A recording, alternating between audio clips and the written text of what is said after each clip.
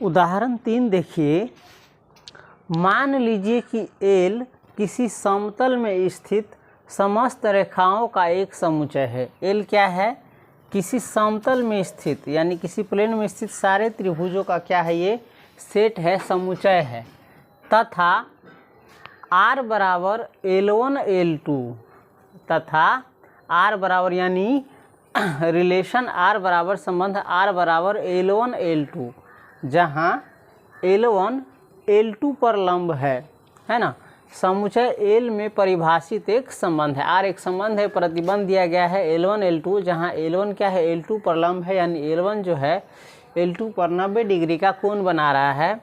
सिद्ध कीजिए कि R सममित है, यानी ये जो संबंध दिया गया है ये सममित है, किंतु यह न तो स्वतुल्य है और न संक्रामक है। देखिए L क्या है?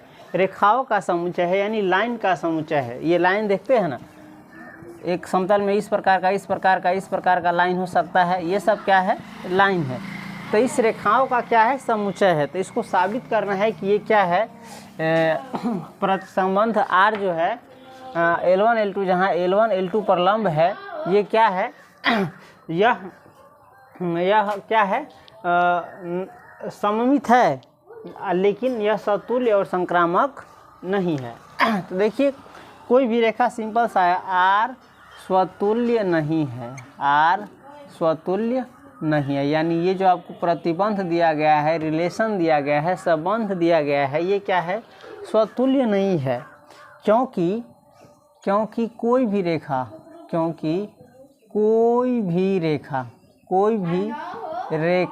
L1 यानी लाइन, कोई भी एगो लाइन लेंगे हम, कोई भी रेखा L1 अपने आप पर लंब नहीं हो सकता है। इसीलिए R क्या है? स्वतुल्य नहीं है। क्यों? देखिए एक लाइन है, ये है ना, इस पर लंब होने के लिए कोई दूसरी रेखा पड़ेगा, तभी क्या होगा? इस पर लंब पड़ेगा। ये रेखा जो है अपने आप पर लंब हो सकता है? नहीं हो सकता है। कोई भी रेखा अपने आप पर लंब नहीं हो सकता है। इस रेखा पर अगर हमको लंब डालना पड़ेगा तो एक दूसरा रेखा ऐसे लेना पड़ेगा। ये L1 है मान के चलिए, तो L2 लेना पड़ेगा। लेकिन कोई भी रेखा अगर हम एगो लेते हैं तो वो अपने आप पर लंब नहीं हो सकता है, इसीलिए L1 L2 नहीं हो सकता है। अर्थात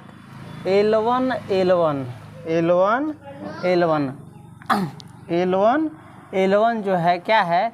does not belongs to R, यानी इस संबंध के अंतर्गत L1 नहीं आएगा। हम बताए थे ना, जैसे A बिलोंग्स टू R रहेगा तब क्या होता है? संबंध स्वतुल्य होता है। लेकिन यहाँ पर कोई भी जो रेखा है अपने आप पर लंब नहीं हो सकता, इसलिए क्या है? ये स्वतुल्य नहीं है। उसके बाद देखिए सममित में, देखिए R सममित है,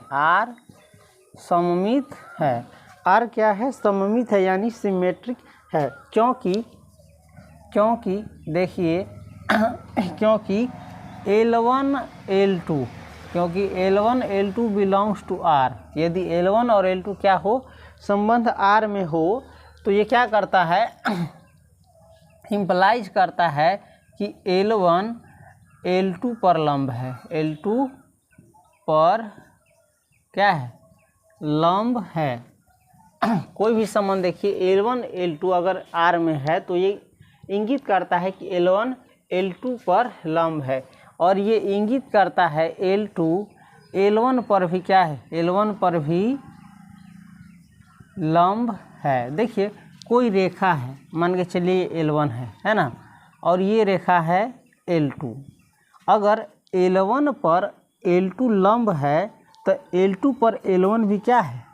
लंब है। तो ये क्या करता है? यदि L1 L2 belongs to R, यानी L1 L2 संबंध R में है, ये इंगित करता है कि L1 जो है L2 पर लंब है, और ये इंगित करता है क्या? L2 L1 पर भी लंब है। ये इम्प्लाइज करता है, इंगित करता है कि L2 L1 भी R में है। तो हम बताए थे यदि L1 L2 R में है तो L2 L1 भी R में होना चाहिए, तो क्या रहता है? संबंध सममित रहता है। तो सममित है। उसके बाद देखिए R, ये जो संबंध दिया गया है संक्रामक नहीं है, R संक्रामक नहीं है, क्योंकि यदि L1 L2 पर लंब है, L1 L2 पर लंब है। ये क्या है? L1 है, ये क्या है? लंब है L2 पर लंब है, तथा L2 L3 पर लंब है, L3 पर लंब है। L2 क्या है? ये L3 है, L3 पर क्या है? ये L2 L3 पर लंब है और L1 जो है L2 पर लंब है ना। तो देख सकते हैं आप, L1 जो है L3 पर कभी भी लंब नहीं हो सकता, ये दोनों क्या है? समांतर है। तो L1 L3 पर कभी भी लंब नहीं हो सकता है, नहीं हो सकता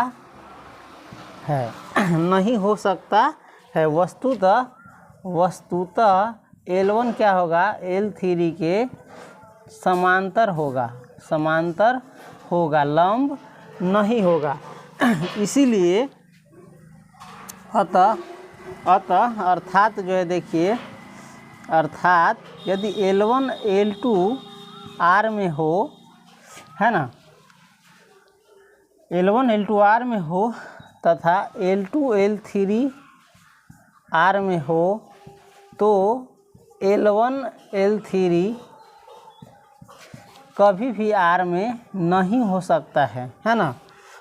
इसीलिए क्या है, देख सकते हैं आप, ये जो संबंध है R बराबर L1 L2, जहाँ L1 L2 पर लंब है, ये स्वतुल्य नहीं है, संक्रामक भी नहीं है, लेकिन क्या है? सिर्फ और सिर्फ सममित है।